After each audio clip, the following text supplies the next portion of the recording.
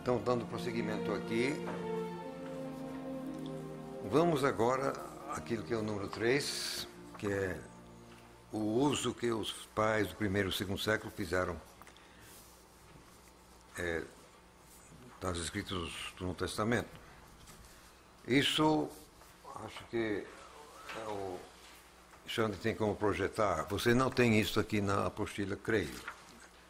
É o capítulo 5 do livro Qual o Texto Original. Mas não, eu fiz uma revisão e não é o que está disponível na Sola Escritura. E acho que também você não tem aí, não. Contudo, eu vou fazer referência a isso aqui, porque é aqui que tem os dados. Então, fala aqui do período apostólico, a gente já falou dos próprios apóstolos e os seus colegas. Então, agora é questão mesmo de outros. O tal de Clemente de Roma, ele escreve uma carta aos Coríntios, que normalmente leva a data de 96, o ano 96 do ano da era cristã, portanto, primeiro século. Ele fez uso amplo, ele escreveu carta quase uma sequência infinda ou contínua de citações. Só que citações do Antigo Testamento e Novo Testamento lado a lado em pé de igualdade. Ele cita, por exemplo, Salmos 118, verso 18 e Hebreus, capítulo 12 e verso 6, lado a lado, como sendo os dois Escritura. Agora, Hebreus, dentro do primeiro século. Tá aí. Beleza. Então, ele atribui então a carta ao bendito Paulo, o apóstolo, e diz acerca da carta: com verdadeira inspiração ele vos escreveu. Quer dizer, o Clemente está atribuindo a qualidade de inspiração à carta de Paulo que ele escreveu, quer dizer, a primeira carta. Ele faz claras citações a Hebreus, 1 Coríntios, Romanos e possíveis ou prováveis a Mateus, Atos, Tito, Tiago e a primeira de Pedro. Bispo de Roma, dentro do primeiro século. A Epístola de Barnabé, assim chamada, datada de 70 a 135, ninguém sabe ao certo. E se foi o dito Barnabé, que não sabemos também quem foi que escreveu, talvez que sim, talvez que não. Ele faz uma clara referência aparentemente a Mateus 22 e 14. Bem, o autor, fosse quem fosse, ele reivindica uma autoria divina para a citação que aparentemente vem da segunda carta de Pedro 3 e verso 8. Agora você deve saber que os inimigos da Bíblia gostam de chutar a segunda carta de Pedro. Porque não pode, porque tá. Curiosamente e aparentemente, dentro do primeiro século, você tem alguém citando a segunda carta de Pedro como sendo palavras de Deus inspiradas. Isso, eu digo que Deus tem um senso de humor. Se nós temos, Ele tem. Porque Ele faz coisas, me desculpe aí, mas Ele faz coisas engraçadas realmente, sabe? Deus faz coisas engraçadas. E eu acho aqui, quer dizer, logo do começo alguém está citando a segunda carta de Pedro como sendo Bíblia. Possíveis alusões às duas a Coríntios, Efésios, Colossenses, as duas a Timóteo, Tito, Hebreus, a primeira de Pedro. Vamos agora ao segundo século. As cartas de Inácio, mas ele não tem muita citação clara não, mas é alusão. Mas vamos a Policarpo. Policarpo é mais interessante para nós. Ele escrevendo talvez lá por volta do ano 115, ele lembra, quer dizer, o estilo dele lembra o Clemente de Roma. Ele também tece uma sequência infinda de citações bíblicas, tanto do Antigo como do Novo. Uma pequena diferença. Ao passo que Clemente citou mais Antigo Testamento do que Novo, Policarpo cita mais Novo do que Velho. Mas todos os dois, lado a lado, pé de igualdade, palavra de Deus. Agora, o que nós temos, chega à mão de Policarpo, é mais volumoso do que algum outro. Então, tem 50 citações claras tiradas de Mateus, Lucas, Atos, Romanos, as duas a Coríntios, Gálatas, Efésios, Filipenses, Colossenses, as duas a Tessalonicenses, as duas a Timóteo, as duas de Pedro, a primeira de João, além de muitas alusões, inclusive a Marcos, Hebreus, Tiago, as segunda e terceira de João. O único escritor que não consta é Judas. Agora vem cá. Alguém escrevendo 100 e pouco, 115, 120, ele cita como Bíblia coisa escrita por cada um dos autores do Novo Testamento, exceção feita a Judas, que também escreveu uma cartinha dessa semana, 25 versos.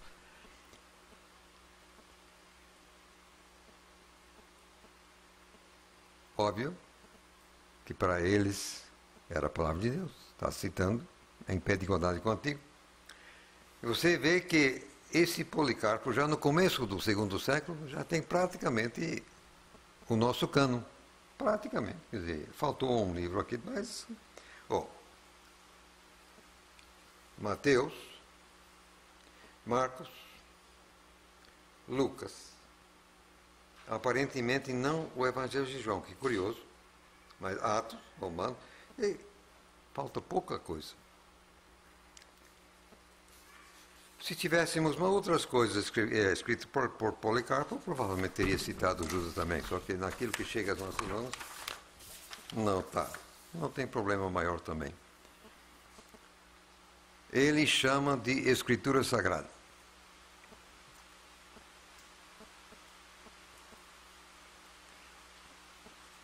Ele fala do bendito e glorioso Paulo, enfim, vai indo.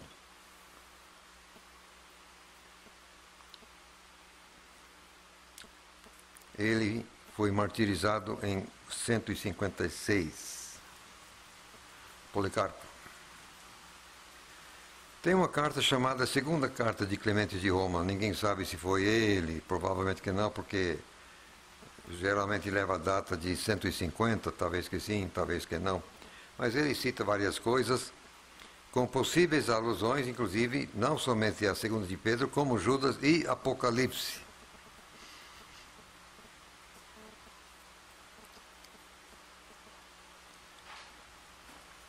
Outras coisas, Didaquê, carta a Diogneto,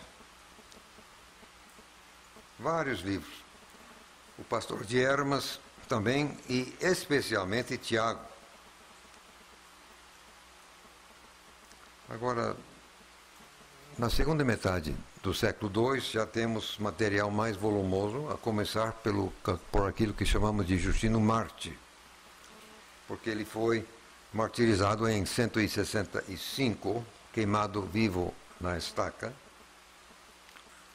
com seus 80 anos, quer dizer, será que vou levar o mesmo fim?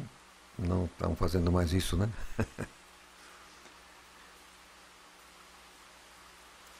Ele declara, ele diz que outro salmo ditado a Davi pelo Espírito Santo, quer dizer, ele entendeu que a inspiração era ditada. O Espírito Santo ditou a Davi. É melhor que isso, só dois isso. Né? Ele fala das memórias escritas pelos apóstolos.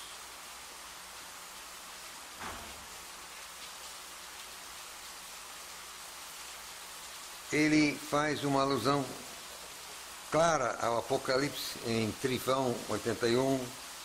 Havia um certo homem conosco, cujo nome era João, um dos apóstolos de Cristo, que por uma revelação que lhe foi feita, profetizou que os que creem em nosso Cristo habitariam 1000 anos em Jerusalém.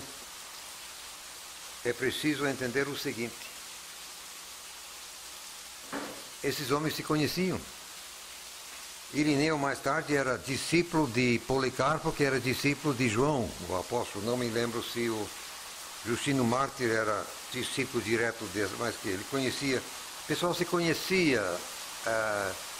Havia como checar, havia como verificar se alguma coisa era ou não era.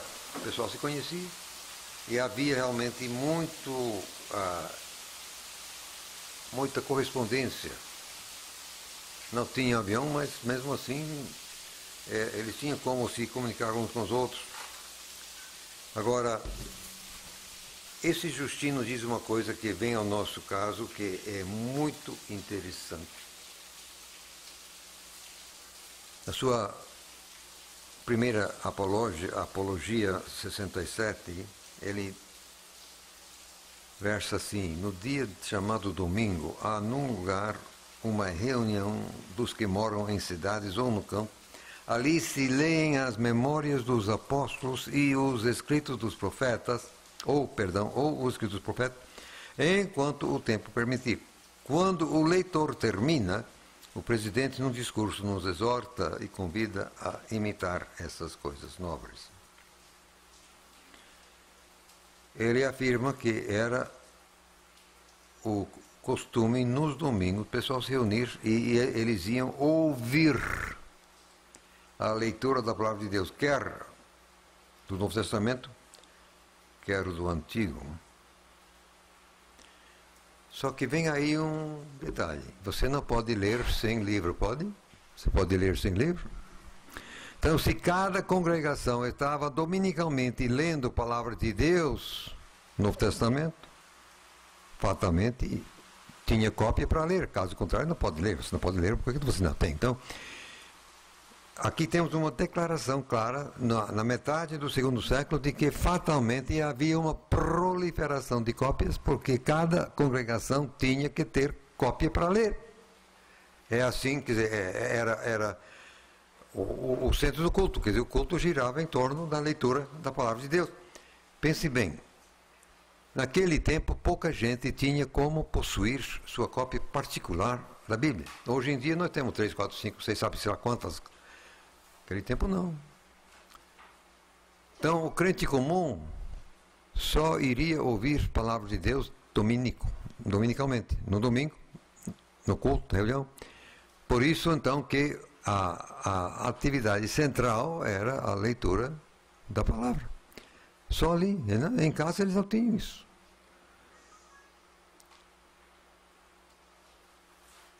A leitura. Depois, então, o presidente comentava o que foi lido.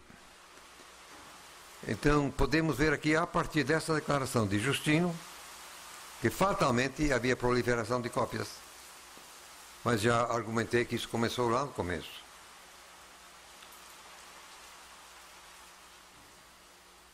Por aí vai. Chegamos a Irineu, que morreu no ano 202, mas escreveu antes. A obra principal dele, que chega às nossas mãos, Contra Hereges, foi escrito por 185, provavelmente. O que chega às nossas mãos da lavra dele é igual a todos os outros juntos antes dele. Ele é totalmente taxativo quanto à inspiração das Escrituras. Isso aí inclui o Novo Testamento, não há por onde.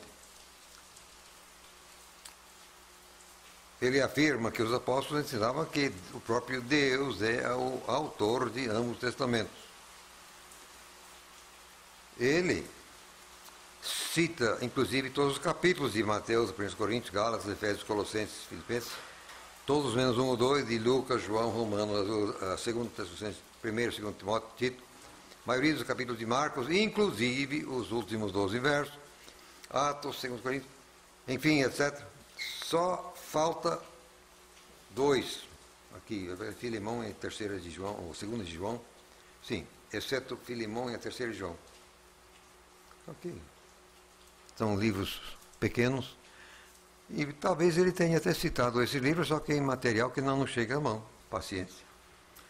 Então, aquilo que eu já trisquei, o Justino Mártir dizendo que a atividade de coisas como Martian, que bola, um cano truncado, isso obrigou os outros a definir o que era a verdade, tinha que opor aquilo. Então, você vê aqui que Irineu está citando como palavra de Deus, praticamente, o nosso cano, 25 livros dos 27. Mesmo que a nível de concílio formal da igreja foi só lá pelas tantas, 397, mas na verdade a comunidade da fé já sabia desde muito cedo o que era. Agora,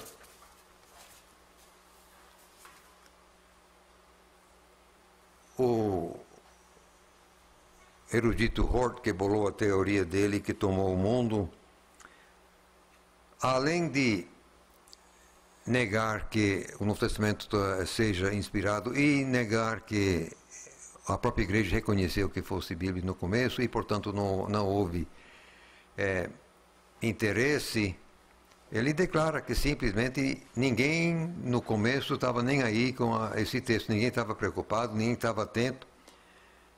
E isso é uma coisa que podemos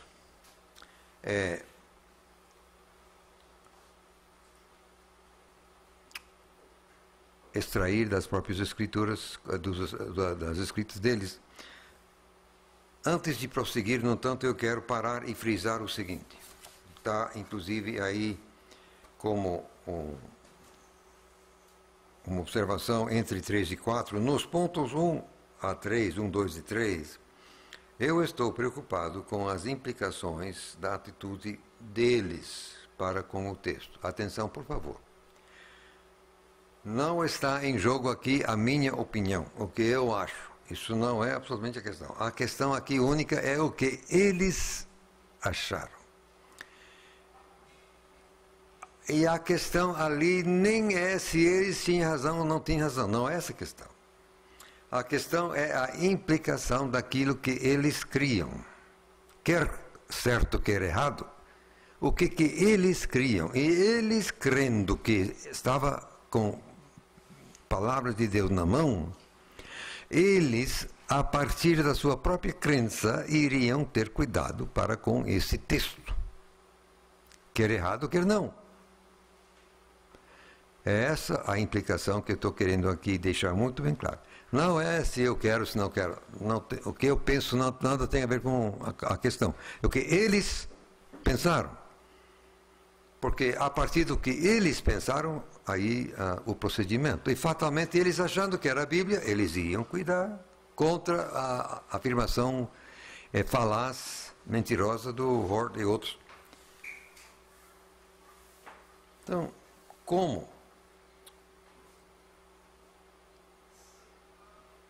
o Novo Testamento, os livros do Novo Testamento eram lidos todo domingo nas igrejas, então houve cópias. Depois nós podemos agora mostrar que havia preocupação da parte dos antigos cristãos para com a pureza do texto. Já observamos os próprios apóstolos, 2 Tessalonicenses 2:2, Apocalipse 22:18, aí o próprio Cristo glorificado, quem tirar ou colocar. Então,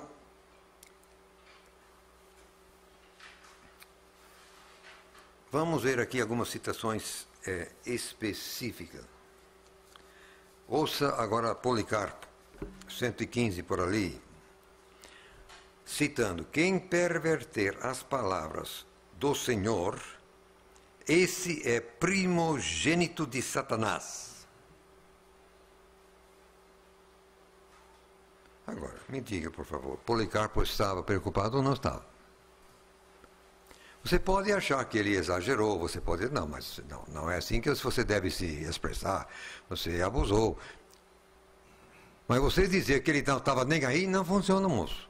Você dizer que ele não estava preocupado, não dá, claro. Você não fala desta forma se você não está preocupado. Não fala. Então, um Hort da vida dizer que o pessoal estava nem aí. Não funciona. Estava sim. Chama até de primogênito de Satanás. Quem altera perverter. Não. Não bastando, ouça agora Justino Mártir, citando: os demônios iníquos também lançaram à frente Marcião de Ponto. Aí ele diz respeito a hereges ensinando doutrinas e espíritos de erro e tal. Citando outra vez, isso nos incita, nós que somos discípulos da verdadeira e pura doutrina de Jesus Cristo, a sermos mais fiéis e firmes na esperança anunciada por Ele. Aquilo que eu já falei, no momento que alguém te contesta, te coloca na parede e você tem que defender o que você diz que pensa ou crê, isso te obriga a definir o que você pensa. Se antes você tinha ideias vagas, agora não. Alguém te coloca na parede, você tem que definir.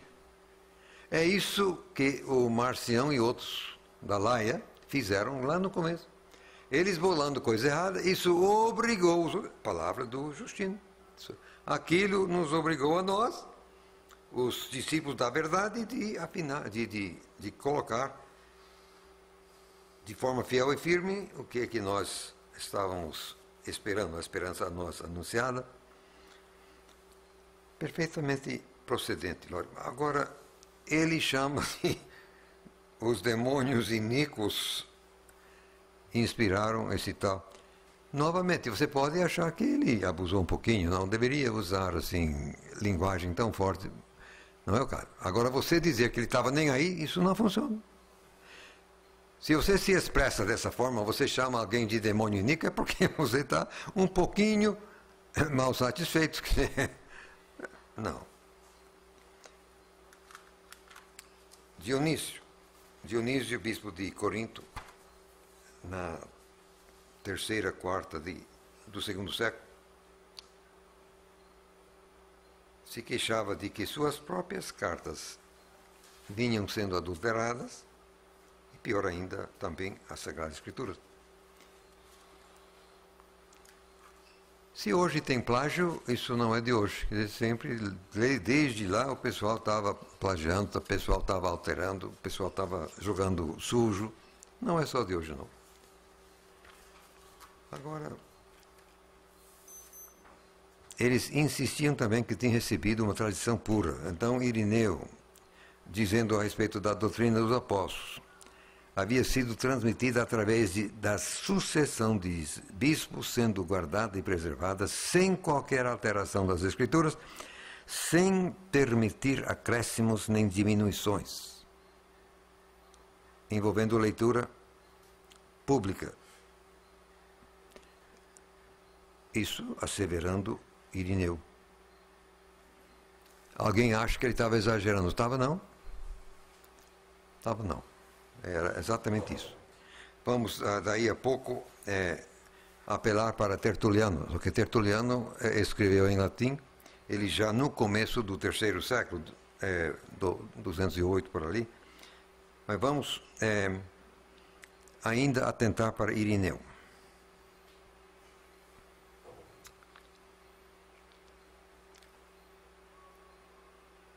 Estou aqui citando uma coisa escrita pelo erudito Metzger, mas que vem ao nosso caso.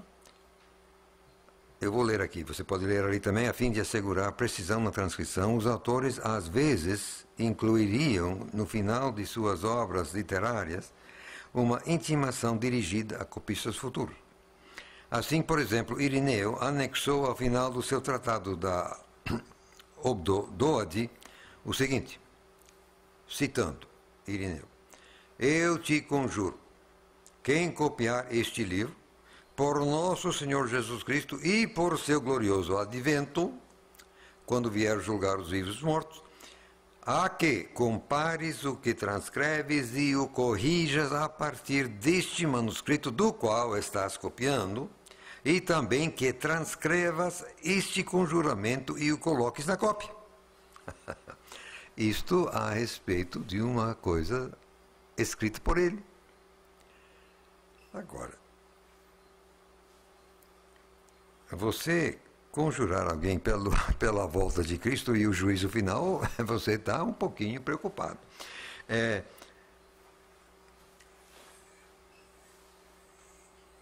ele não somente conjura quem vai copiar, mas que ele tem que colocar o conjuramento também na cópia. Então, se ele tem essa preocupação toda com uma coisa por ele escrita, calcula então você a palavra de Deus. Tanto é assim que ele briga por uma letra. Você tem aí o número da besta, por favor, jogar ali. A questão é que o número da besta está em Apocalipse capítulo 13 e verso 18, parece, o último verso do capítulo 13, sim, 13, 18. O que está escrito é que são 3 letras em grego, que eles não usavam os números romanos que nós temos, ou árabe, nem árabes também.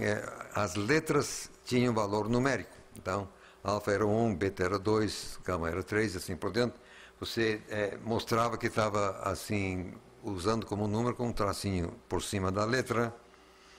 Então,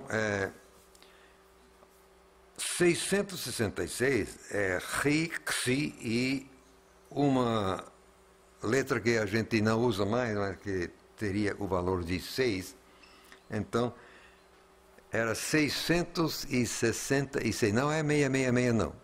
E, portanto, não tem nada a ver com essas barras assim, que você tem na coisa que você compra, alguém já...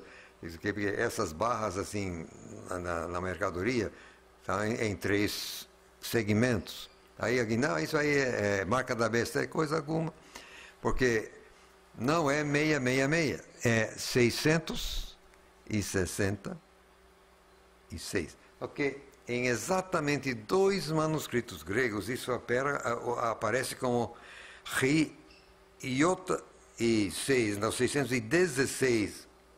2 manuscritos, a saber, o palimpsesto C, o Ephraim Scriptus, e o papiro 115, só que o papiro 115 foi descoberto muito recentemente, então durante muito tempo só se tinha um manuscrito, o Codex C, trazendo 616. Então, não existe a menor dúvida, pois, quanto ao número do anticristo, da besta, da fera, melhor. Besta, para mim, já não serve muito bem. Eu prefiro traduzir como fera. Porque besta é mula, né? Para muita gente não é bem isso. É uma fera mesmo. Então, o que quero aqui é a maneira em que Irineu se expressa. Irineu assevera que o número 666 se acha em todas as cópias mais antigas e aprovadas, e que aqueles homens que viram João face a face, ele declara que quem escreveu Apocalipse foi João. Os homens que viram João face a face atestam esta leitura. Ele ainda adverte àqueles que fizeram alteração de uma só letra, não será leve o castigo sobre quem acrescentar ou subtrair qualquer coisa à Escritura, citando aparentemente o Apocalipse 22, 18 e 19. Agora, você pode achar que é pouca coisa.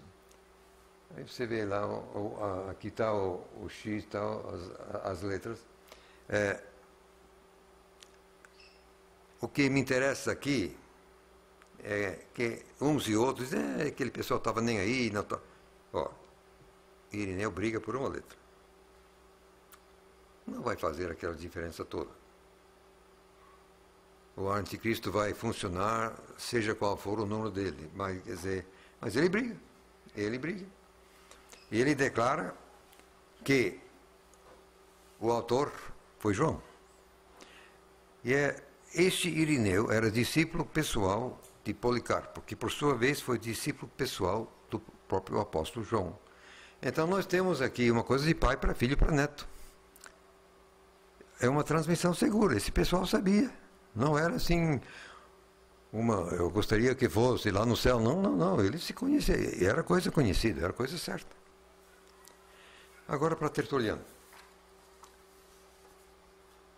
Ele escreveu em latim. Eu vou ler aqui, como você também pode ler, mas paciência.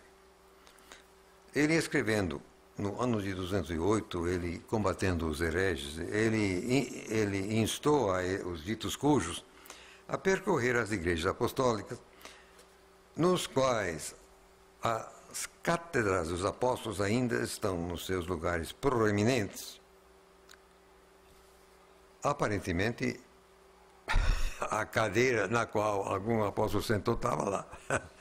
Você sabe que em algumas igrejas tem uma fileira de poltronas ou cadeiras assim no púlpito, só que a poltrona do meio é maior do que as outras. Você já viu isso, né? Quer dizer, essa poltrona do meio, essa é do pastor presidente, e por favor, não vá você sentar ali. Aquilo é só para o chefão. Aí tem os outros. Aparentemente tinha uma coisa parecida antigamente, quer dizer, se algum apóstolo sentou ali, tá aí, não estou nem aí com as cadeiras, eu quero outra coisa aqui. Nas quais os seus escritos autênticos, e a frase em latim é authenticae, de onde vem exatamente o nosso vocábulo autêntico.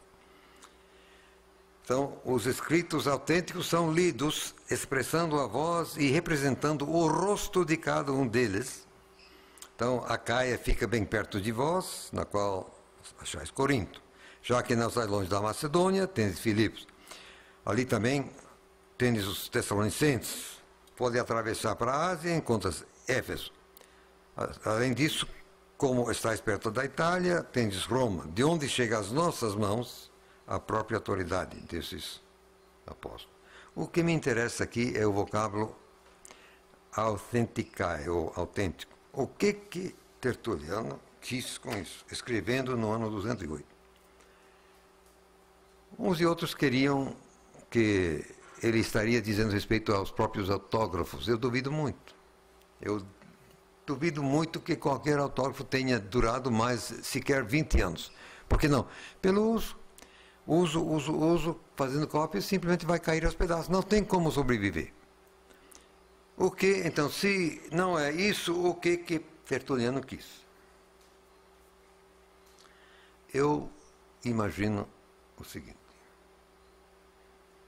Imaginemos que nós somos presbíteros, líderes, assim, digamos, da igreja de Éfeso, e o tesouro maior que nós temos é exatamente a carta que o apóstolo Paulo escreveu à nossa igreja, a carta de Paulo aos Efésios. Nós é que temos essa preciosidade. E o mundo cristão recorre a nós para fazer cópias dessa carta de Paulo e conferir se fizeram cópia de cópia, mas se alguém querendo conferir, então é aqui. Só que, pelo uso, já está caindo aos pedaços. E nós somos os líderes daquela igreja, os presbíteros, os responsáveis. Portanto, eu pergunto, você fosse um desses responsáveis, você iria fazer o quê? Plastificar. Oi? Plastificar. Sim, se pudesse.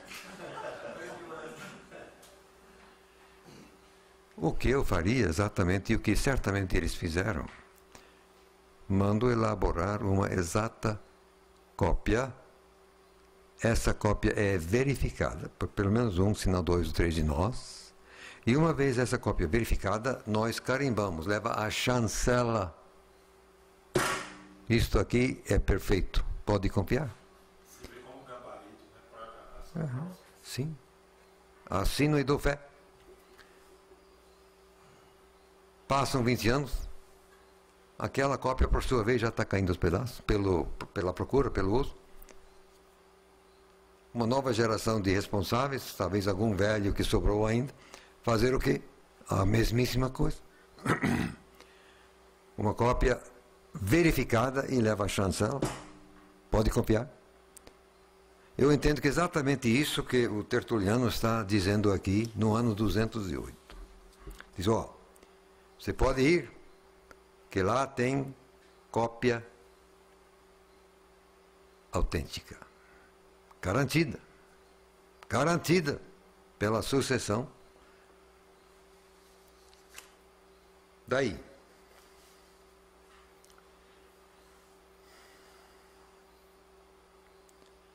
Daí o texto nunca se perdeu.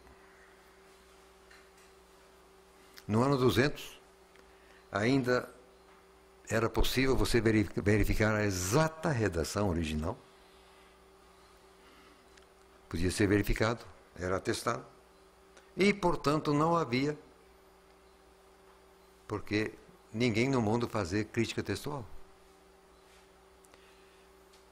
Só se faz crítica textual em cima de um texto perdido.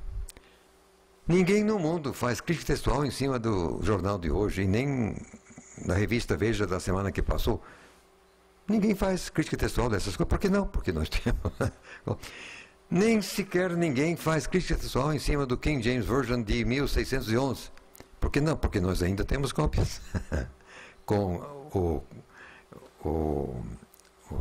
como é? Os livros apócrifos e tudo que constavam no 1611. Ninguém faz crítica textual. Por quê? Ainda temos cópias, moço. Só se faz crítica textual em cima de um texto supostamente perdido, ou tido como tal. Por isso que eu digo, no ano 200, ninguém no mundo estava fazendo crítica textual em cima do Novo Testamento, que a exata redação ainda era conhecida e abonada, quer dizer, garantida. Pode crer.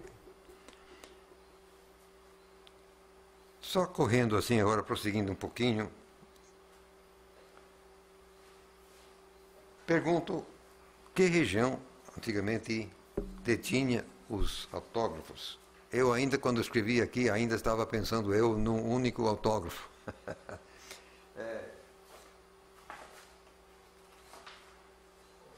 O Xande, muito em cima do assunto, me preparou aqui. Não sei se você tem como projetar isso. Esta mapa. Você vê então que aqui tem a Grécia, aqui se falava, aí melhorou mais, melhorou muito bem. Então, na Grécia, que se falava grego, tinha 5 autógrafos, quer dizer, autógrafos de 5 livros. A Ásia Menor, de 12 a 18. Na Itália, de 2 a 7. Só que lá falava latim e não grego. A Creta, que falava também grego, 1. A Palestina, de 0 a 4. E o Egito, 0,00. Nunca no Egito ninguém viu um autógrafo. Nunca também nenhum apóstolo andou lá. Aparentemente o João Marcos andou. Agora, você vê esse quadro, você vê a região Egeia, que esse mar aí é o mar Egeu. Então a região Egeia que circunda o mar Egeu pega a Ásia Menor, Grécia e Creta. Você tem 5, 6, então é 18 a 24, da totalidade de 27. Ali de 2 a 7, 0 a 4. Agora, mesmo que no começo tinha alguma coisa aqui, no ano de 70 ia acontecer o quê? Quando os exércitos romanos estão chegando para destruir com tudo, se a igreja em Jerusalém estava detendo algum autor, iria fazer o quê? Fatalmente 2 horas da madrugada, por caminhos assim perdidos que só eles conhecem, levam lá para provavelmente Antioquia, lá em cima. A Antioquia que eu falo, mais ou menos ali.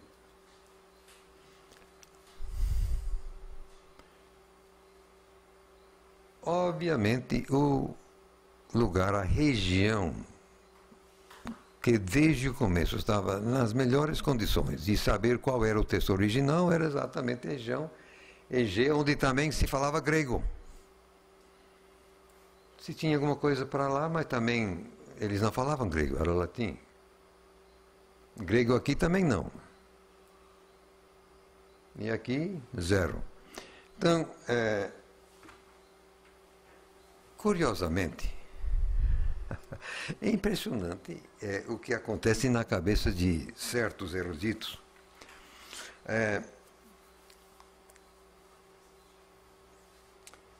O Dr. Kurt Aland, já falecido, mas durante muitos anos ele era o chefão da crítica textual, assim, na Europa.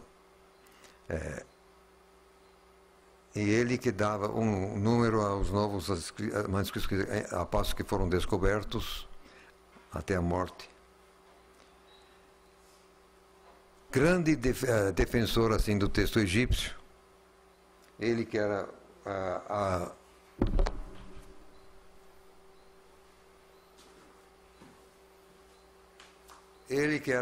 a presença mais forte no comitê que preparou o mesmíssimo texto que está aqui no Nestle Aland, ou a Sociedade Bíblica Unida.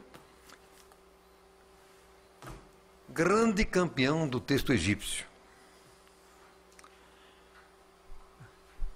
Ouça agora o nome do Dr. Kurt Aland. Ele declara: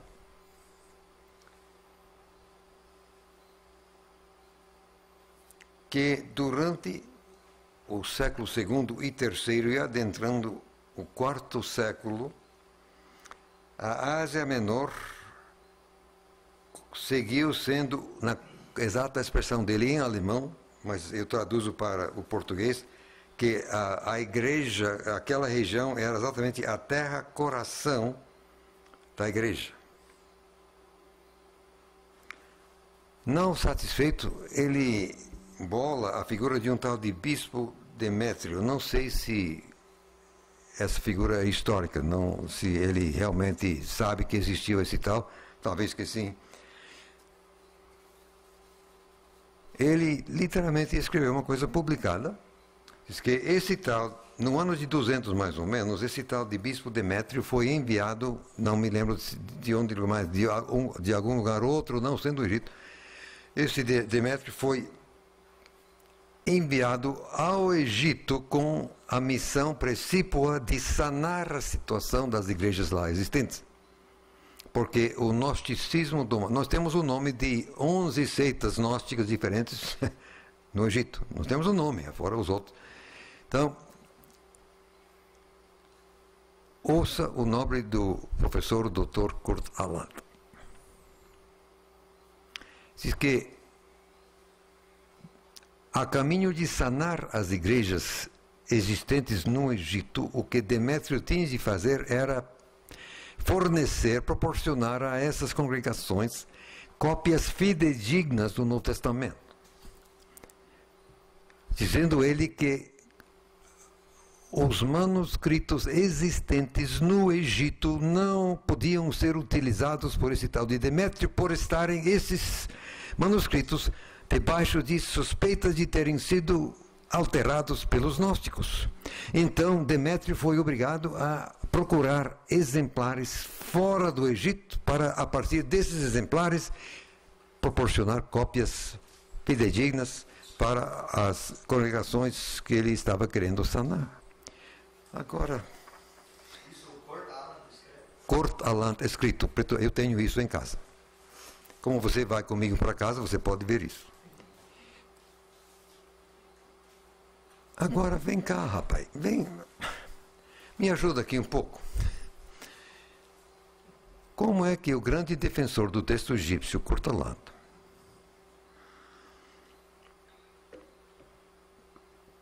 ele declara que no ano de 200, os manuscritos existentes no Egito não prestavam. Não prestavam. Estavam debaixo da suspeita de tiverem sido assim adulterados pelos gnósticos. O que aconteceu de fato. Quer dizer, o Codex B é adulterado, o Codex Aleph é adulterado, e assim noite adentro. Esses manuscritos que o pessoal chama, que são os melhores, são os piores, bem do Egito. Agora, se no ano 200 nada no Egito prestava, isso o Kurt Aland dizendo. Como e quando e aonde, de repente, mais tarde, é o melhor texto no mundo. É isso que ele declara. Não é uma estupidez? Me desculpe aí, mas não é uma estupidez isso? Não. Como é que o mundo dos eruditos é capaz de engolir uma coisa dessa? Como? Mas é isso que eles engolem. Até hoje o pessoal está traduzindo essa porcaria que chama-se de texto de Hort, e depois assim da Sociedade Bíblica Unida, e depois da Nacional, coisa cheia de erro. E o próprio Cortaguê, aquilo não prestava, no ano 200.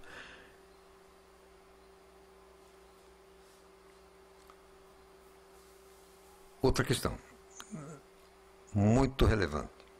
A língua grega, onde é que se falava mais tempo? Exatamente nessa região. Exatamente por quê? Mercê o Império Bizantino, o grego seguiu sendo a língua do corte até a queda em 1454, quando os otomanos finalmente conseguiram saquear a cidade de Constantinopla, que hoje é Istambul.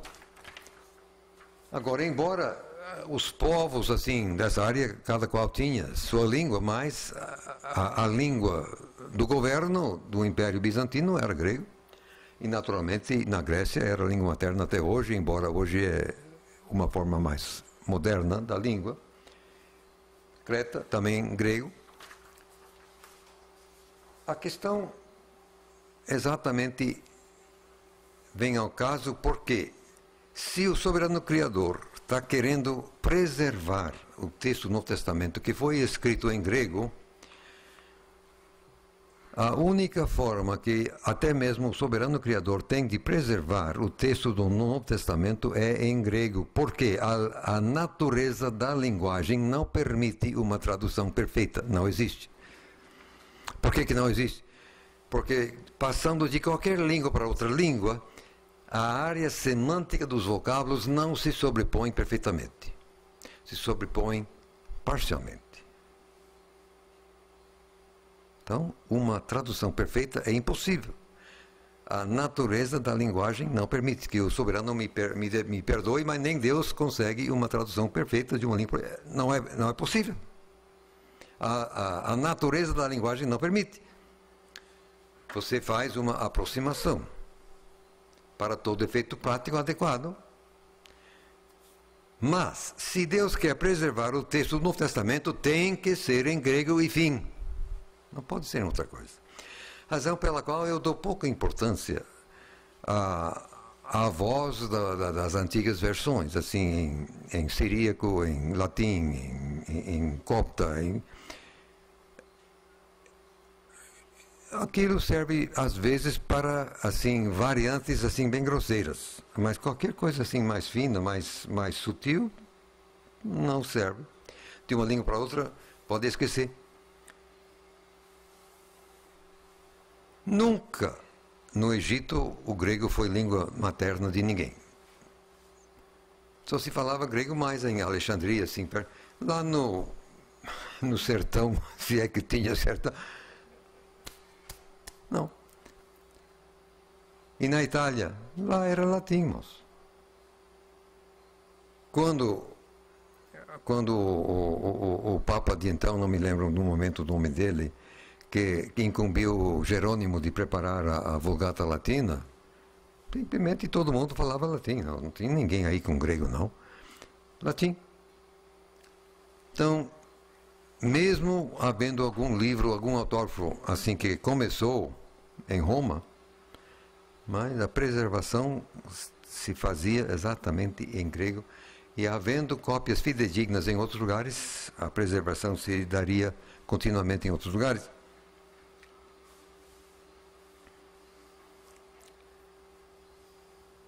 Mais uma pequena questão. Onde a igreja era mais forte? O que tem isso a ver? É porque a questão de oferta, procura e oferta, funciona não somente no mundo da economia, funciona também na igreja. Havendo maior número de congregações, haveria maior procura por cópias do Novo Testamento, e essa procura maior por cópias iria impulsionar a preparação, o copiar de mais cópias, então, fazer. Então, a demanda iria empurrar o fornecimento. Então, na expressão do próprio Courtaland, da terra coração da igreja, lá é que estava concentrado. No momento que Jerusalém foi destruído, no ano de 70, o eixo da igreja passou para a Ásia Menor, lá que era o centro. Jerusalém meramente sumiu de vista. Você não ouve mais nada de lá durante séculos. Só mais tarde começa. Mas também lá, grego nunca foi a língua materna, lá em Jerusalém, mesmo antes. Existia uma escola teológica assim, na Antioquia, que era conhecida, notória, por ser literalista. Ao passo que no Egito, na Alexandria, havia outra escola, no mesmo tempo, que era alegórica. Agora, a questão aqui é simples. Em função da abordagem que o pessoal fazia, um literalista que ele leva a palavra ao pé da letra, ele, em função da sua cabeça, a maneira que ele encara, ele é obrigado a se preocupar com a exata forma do texto, porque você mudou o texto, você muda a interpretação, ele é literalista. O literalista tem, por força da sua formação, de se preocupar com... Agora, o alegorista não. Tanto faz como tanto fez. Quer dizer, seja qual for o texto, ele vai fazer voltas lá em cima.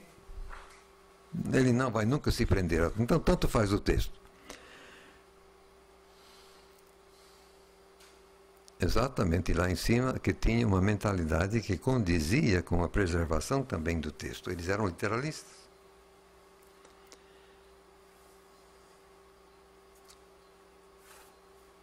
Por todas essas considerações históricas, então eu digo que, fatalmente, sem o menor medo de me equivocar ou me enganar, a região onde o próprio Deus assim promoveu a preservação do texto do Novo Testamento foi exatamente na região Egea. Sem sombra de dúvida. Então, no quarto século, o século sim dos grandes pergaminhos, onde devíamos ir para achar o texto mais correto? Fatalmente, Ásia Menor, a área Egea. Egito nunca. Egito não tinha nada para se impor à nossa confiança. E nos séculos seguintes, aconteceu qualquer coisa capaz de inverter as nossas... Não, nada mudou. Então, desde o começo, não havia nunca, por qualquer motivo, por mais remoto que pudesse ser, de alguém pensar que podia achar uma coisa boa no Egito. Não, nunca. Só realmente na Ásia Menor ou na região Egea, circundando o mar Egeu. Agora, o que o outro lado sempre vem também jogar no nosso rosto é a questão da idade dos manuscritos. Vem cá, por favor. Que tipo de condições deveriam existir para que qualquer manuscrito pudesse sobreviver 1500 anos? Clima. Clima árido. E que mais? Ficar no desuso. Eu sozinho acabei com uma meia dúzia de Bíblias. Se você usa uma coisa, você acaba com ela. Um livro não resiste ao uso. Se eu digo a alguém que é crente a vida toda, ele ainda está usando a primeira Bíblia, eu digo, peraí, rapaz. Agora, se você se converteu ontem, tudo bem, mas quem... Não. Você usa um livro, você acaba com esse livro. E mesmo um livro hoje que assim, capa de couro e papel índia, enfim. Pense então você numa coisa feita de papiro. o mesmo assim em couro. Sabe que couro fica molhado. E se couro fica molhado, o que acontece com couro? Cria mofo. Cria mofo. E o mofo come. Você pode não saber, mas o mofo come. E as baratas que estão com fome, e para nem se comentar os ratos que também estão com fome, e eles gostam de couro, gostam, sim senhor. Se um manuscrito, tipo Codex B ou Aleph, assim, Vaticano Sinaítico, que vem do século IV, como é que essas coisas sobreviveram 1.500 anos? Exatamente pelo desuso. O clima, ou então você guarda num lugar bem protegido. Tem mais um pequeno detalhe. Nós sabemos que esses manuscritos não servem porque ninguém quis copiar. O Codex B não tem filho. Não tem filho, não tem nenhuma cópia feita a partir do Codex B. Codex Aleph, pior ainda, não somente não tem filho, nada menos que 10 pessoas, através dos séculos, trabalharam em cima do manuscrito Aleph, procurando corrigir os milhares de erros. Nada menos que 10 pessoas, através do século. Podemos saber isso porque a tinta é diferente, a mão é diferente. Agora, alguém fazer cópia, por favor, não vamos jogar fora pergaminho. Essas coisas não têm fim, ninguém quis copiar. Agora eu pergunto, como é que algum erudito incrédulo, no nosso tempo, tem competência melhor para saber que seria o melhor texto do que os cristãos que viveram naquele tempo? Por que um erudito agora sabe mais do que os cristãos que viviam lá? Não funciona, isso é uma estupidez, isso é uma total falta de lógica.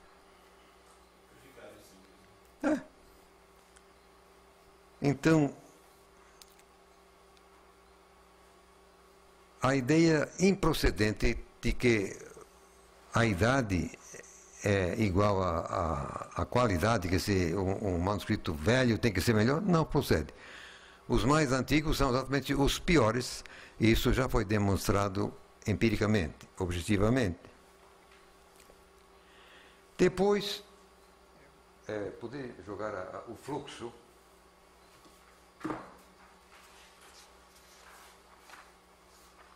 Aconteceu no ano de 303 uma campanha por um imperador romano chamado Diocleciano.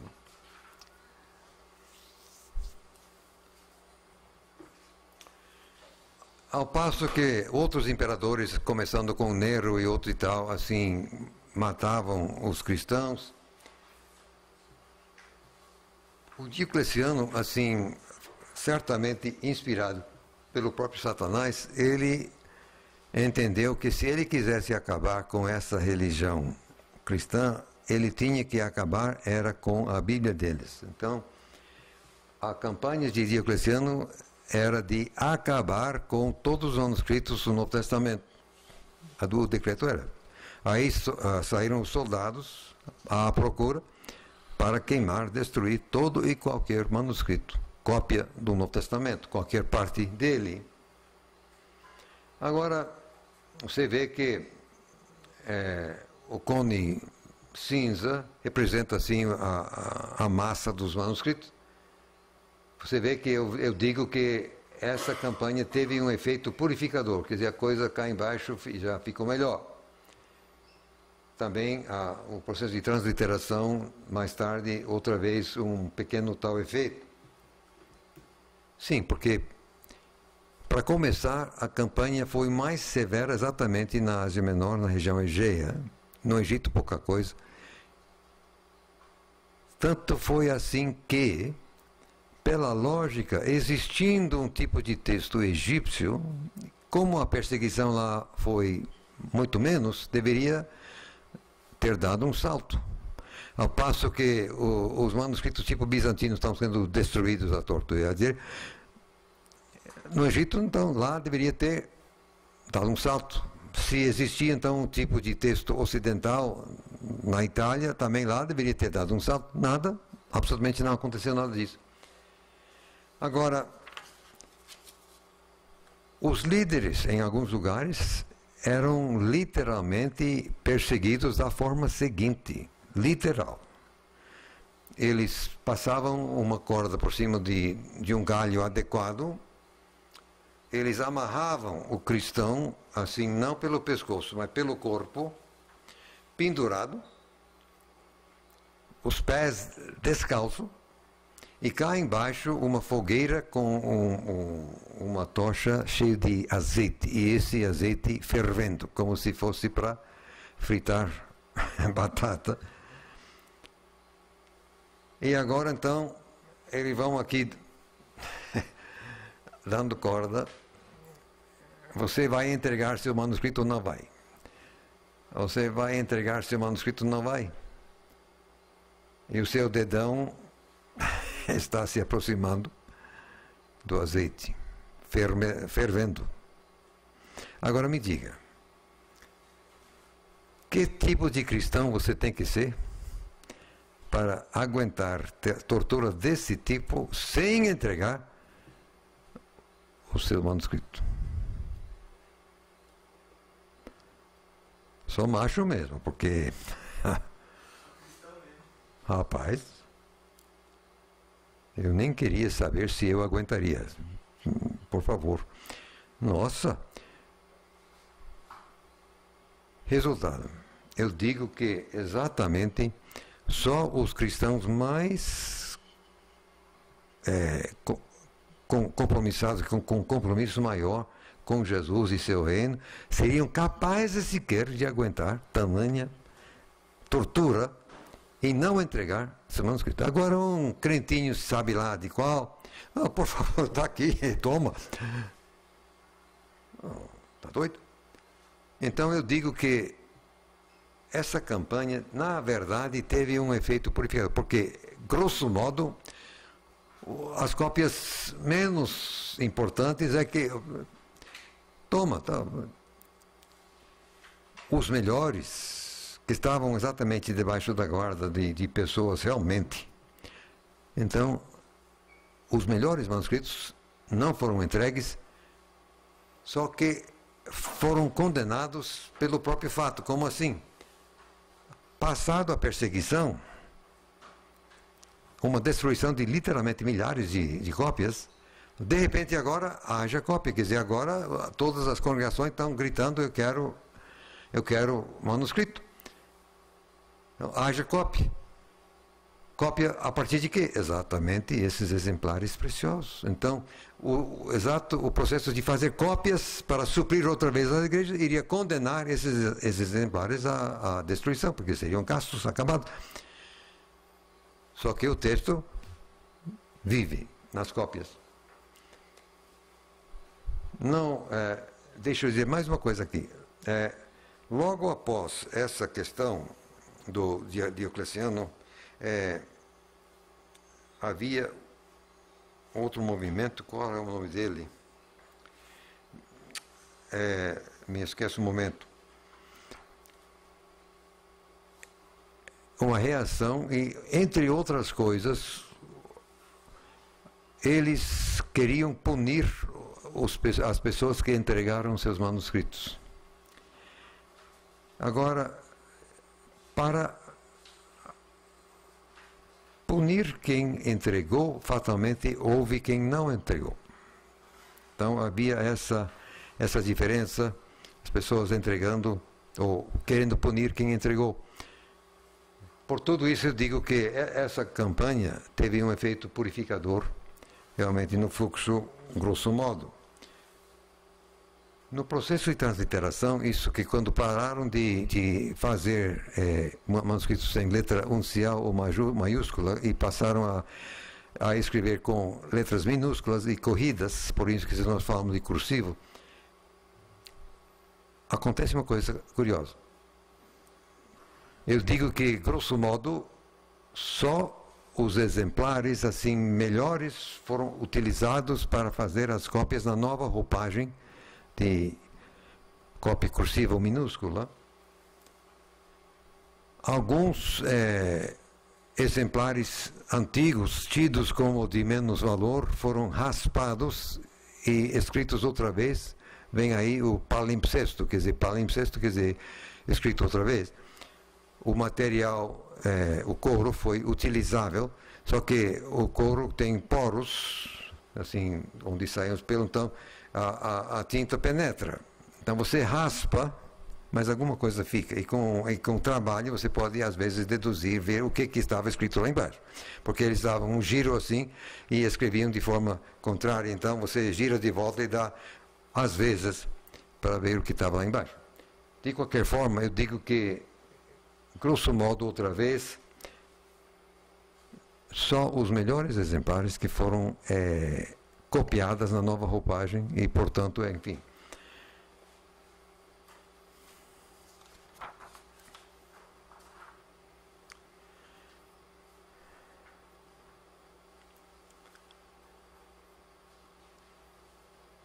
As implicações que eu vejo, então, somente manuscritos não usados, presumivelmente deficientes, porque qualquer cópia seria preciosa. A cópia era difícil, então só iria ser desprezada uma cópia que não prestava. Qualquer cópia tida como sofrivelmente utilizável seria usado e acabado. Então, só uma coisa que não foi usada poderia sobreviver. Oi? A tinta era caseira, cada qual fazia como podia. Eles faziam a partir de fuligem, por vezes, ou então, se você tivesse a sorte assim de pescar aquele bicho do mar, a lula, né? Tem uma tinta assim preta formidável. Então você vai pescando essa coisa e aproveita a tinta, que é muito boa, aliás. E eles inventavam outras maneiras. Também usavam muitas cores, mas isso aí era artesanal, quer dizer, cada lugar fazia a sua própria tinta. Ou às vezes você podia comprar, mas não havia fábricas de tinta como hoje tem. Eu entendo que somente quer dizer que a razão pela qual nós não encontramos manuscritos bons do tipo bizantino dos primeiros séculos é que simplesmente, por serem bons, foram utilizados e acabados. E, portanto, sobrevive o texto, mas não a carcaça, não o material de lá. Agora é preciso esclarecer uma coisa. Eu escrevi isto aqui quando eu ainda estava empurrando o texto majoritário, antes de entender melhor o que era a família 35. Mas mesmo assim não vale, não custa nada ver o que está aqui. O texto majoritário não é predicado numa contagem cega de manuscritos. Por majoritário, nós entendemos mais que 90%. Geralmente mais que 95%. A questão aqui é exatamente que, para uma variante qualquer gozar de tamanha atestação, tinha de dominar o fluxo da transmissão. Ou seja, dominar a árvore genealógica. Menos que 2% das palavras do Novo Testamento recebem atestação abaixo de 80%. E uma proporção desproporcional se encontra em Apocalipse. Muito mais, assim, proporcionalmente no Apocalipse do que em qualquer outro lugar. Onde vocábulos recebem atestação abaixo de 80% do total. E geralmente são coisas assim, quase que grafia da palavra, quase são o que, se não fosse a palavra de Deus, a gente chamaria de café pequeno, que simplesmente não faz diferença quanto à tradução e menos ainda quanto à doutrina. Aliás, eu esqueci de dizer e agora eu vou parar de dizer. É verdade que quando alguém diz como dizem, né? Pode fazer a escolha mais maliciosa que quiser fazer, pegar assim o pior manuscrito que você conseguir achar, seja qual for o texto, nenhum deles altera nenhuma doutrina fundamental da fé cristã. É o que dizem, né? O que eles alegam. E isso é verdade até certo ponto. A doutrina da divindade de Jesus é enfraquecida, mas não é obliterada. A doutrina, assim, do juízo final é enfraquecida, mas não é obliterada. Mas meramente a doutrina mais básica de todas é, sim, atacada e solapada. A doutrina da inspiração divina na Bíblia. O que dá valor a toda a nossa doutrina? De onde é que vem a nossa doutrina toda? Vem do texto sagrado, vem da revelação divina. Agora, se essa revelação não é divina, você solapa a autoridade da Bíblia, você solapou tudo mais que depende dessa Bíblia. Então, o que nós temos aqui conversando, assim, esse ataque que se fez contra a Bíblia, não afeta supostamente qualquer doutrina, a não ser a mais básica de todas, que é a inspiração da Bíblia. Porque se ela tem erros, como que você vai sustentar, defender uma inspiração? Deus inspira erro, é assim? Temos que realmente ver o que são as pressuposições. Ainda estou aqui nesta coisa. O Novo Testamento é inspirado. É uma pressuposição. Do outro lado, de Hord, etc., diz não. Do meu lado, sim. Outra pressuposição. Existe uma orientação evolucionista. No que se vê do outro lado, eles têm uma orientação evolucionista. Inclusive, eles acham que a doutrina evoluiu. Como eles acham que João é teologicamente mais evoluído do que os outros evangelhos, eles não querem admitir que João tenha sido escrito dentro do primeiro século. Eles alegam que foi escrito lá no segundo século, porque é mais evoluído. Então é uma ótica evolucionista, mas isso aí é pressuposição, isso não é evidência.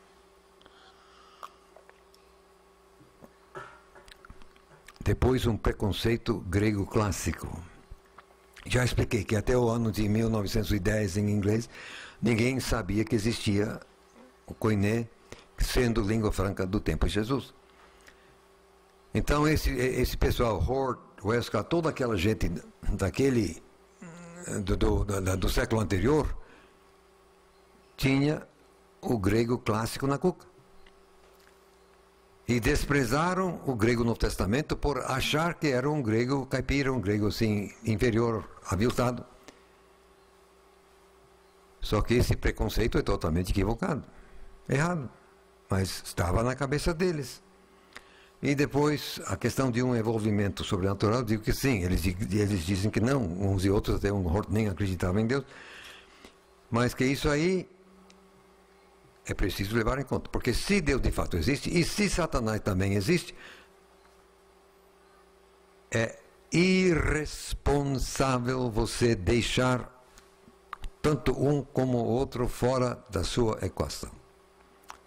O seu modelo, excluindo o sobrenatural, não entra Deus e nem Satanás, você vai parar no brejo fatalmente, porque tanto Satanás existe como Deus existe, maior ainda, e todos os dois têm um interesse naquilo que acontece com a Bíblia.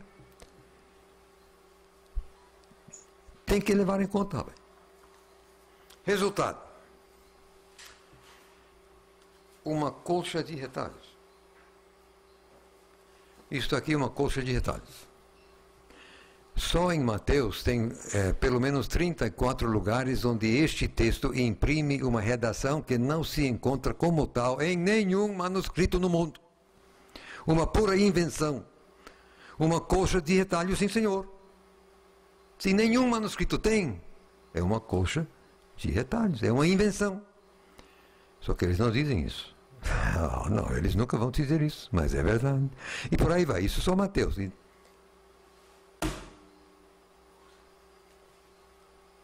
Colcha de detalhes. Uma crise de credibilidade. A autoridade do texto no Testamento tem sido solapada nas mentes dos crentes para nem se começar os que estão do lado de fora,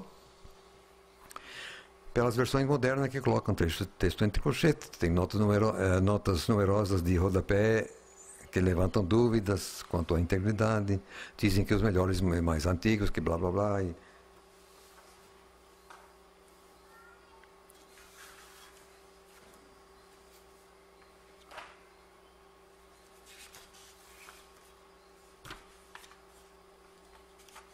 É preciso entender o seguinte, meu irmão.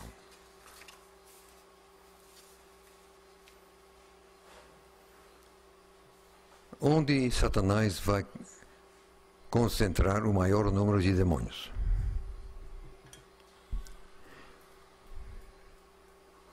Na sarjeta? No submundo das drogas? No submundo do crime? Aquele pessoal já está no papo. Não tem por que gastar mais demônio com eles, não. Esses já estão no papo. Onde é que Satanás vai jogar seus demônios? Na igreja. Exatamente na igreja. O que tem neste mundo que representa alguma ameaça a Satanás? O quê? O que pode representar a ameaça a Satanás no mundo? Diga. Não. A igreja. Só a igreja, moço. Então, por uma questão de sobrevivência, Satanás vai concentrar seu fogo aonde? Contra o único inimigo. O único inimigo que Satanás tem é a igreja. Então, o fogo é para cá. O que é preciso entender, meu caro irmão, é que Satanás sempre cuidou de semear seus agentes exatamente na igreja, mas no lado acadêmico da igreja. Começou no jardim. Onde é que a serpente se colocou? A árvore do conhecimento de? A árvore do conhecimento. De lá para cá. Satanás sempre procurando dominar os meios de ensino. Se você não sabe que Satanás tem domínio total da UNB e assim por diante, você é porque nunca andou lá. E aí vai. Chega até os creches hoje em dia. Os creches dominados por Satanás é uma desgraça.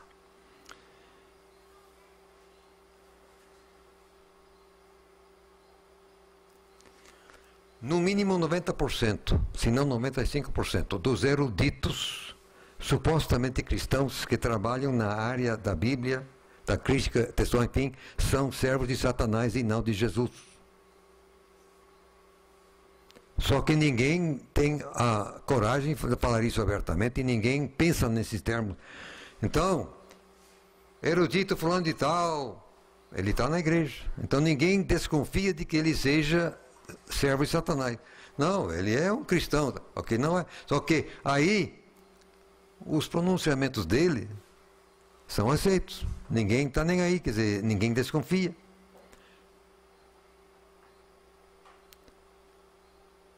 Comprando gato por lebre. Gato por lebre, gato por lebre. Pessoal vendendo mentiras. E como pouca gente tem a paciência para voltar e ver os fatos, fica por isso. Fica por isso.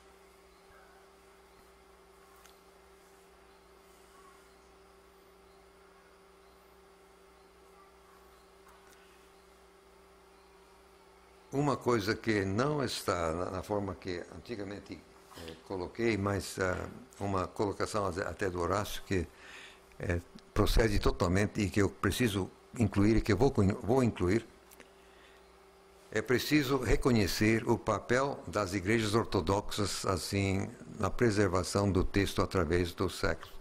Porque exatamente a igreja ortodoxa grega, por ser grega, quer dizer, fala a língua grega, e por causa dos mosteiros da igreja ortodoxa grega, que só na península do Monte Athos tem pelo menos 20 mosteiros, os reformadores, assim, o Martinho Lutero, o Calvino, o Zwingli, provavelmente nem sabiam que existia essa península, como vim te mostrar. Não fazia parte do mundo deles. Mas foi lá que Deus preservou o texto. Então, nós devemos realmente uma palavra de sincera gratidão às igrejas ortodoxas, grega principalmente, porque durante toda a Idade Média, a idade da escuridão realmente, quem segurou a barra foi a igreja grega. Aos trancos e barrancos. Aos trancos e barrancos, mas mesmo assim. Então, uma palavra de reconhecimento e agradecimento também. Agora,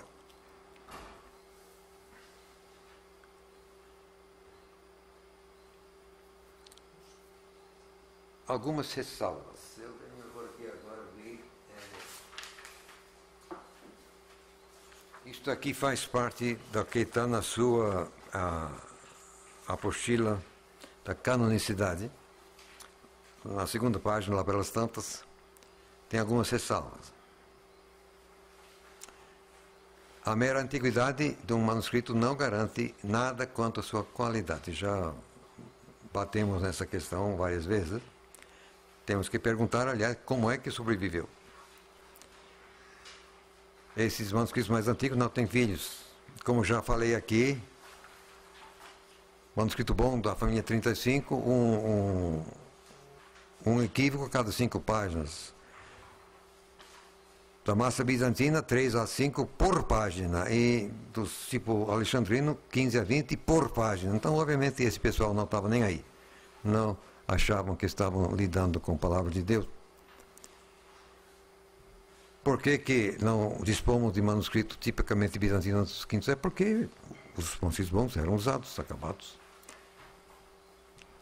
Agora, a ideia de que teria havido um congresso, concílio no quarto século, que normalizou o texto, não tem um pingo de evidência, totalmente fictícia essa ideia. Agora sim, o item 4. Como é que a grande maioria dos eruditos dos últimos 100 anos tem preferido o texto alexandrino e desprezado o texto bizantino? Me ajudem aí na Interessante porque eles fazem a alusão do tal do conselho do quarto século ao conselho de Nicéia. Sim, mas não funciona. Não tem nada. Que foi organizado. Carece totalmente de qualquer subsídio nessa direção. Não tem. Agora,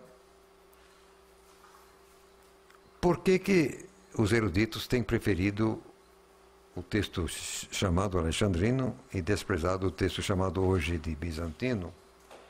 Porque foram ensinados assim. Não conhecem outra coisa. Assim como, se você estudou nas escolas do Brasil, segundo grau, só evolução. Você nunca ouve falar de outra coisa. Então, o pessoal passa a vida inteira ouvindo só uma coisa, nunca ouve a outra coisa, então acha que é só isso. Então, é isso que acontece também no mundo do Novo Testamento. Depois, os que entendem é aquela coisa, tem aquela lenda da coisa assim, grega do imperador com a roupa nova. Como é que é? The Emperor's New Clothes. Como é que fica isso? O rei está nu. Hã?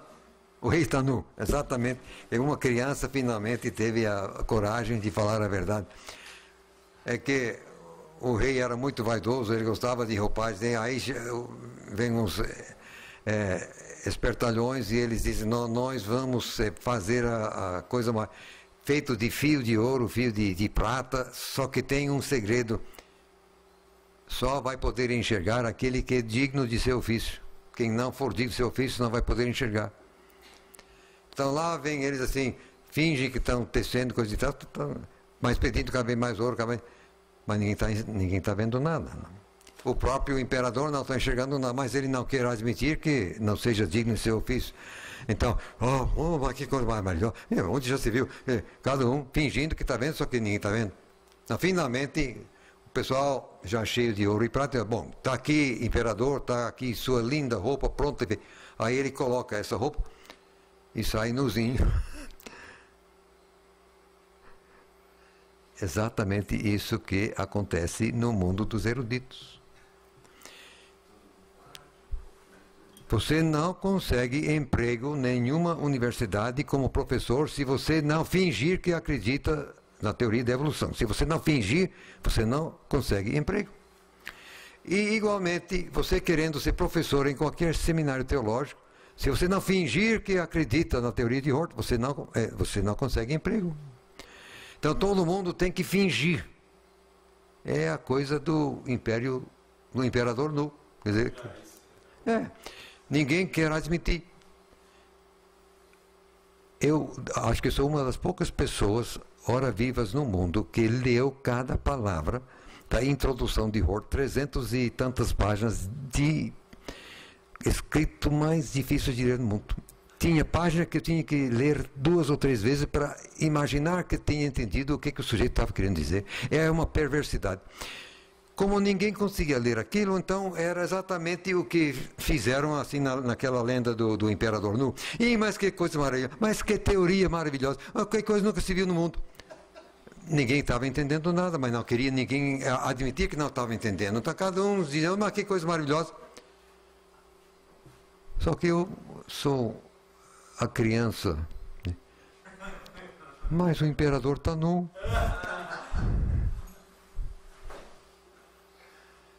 É bom rir um pouquinho, né? Que a coisa está muito séria, né? Está muito pesada. Então,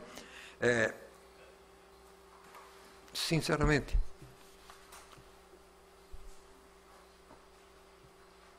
muitos sabem que na verdade,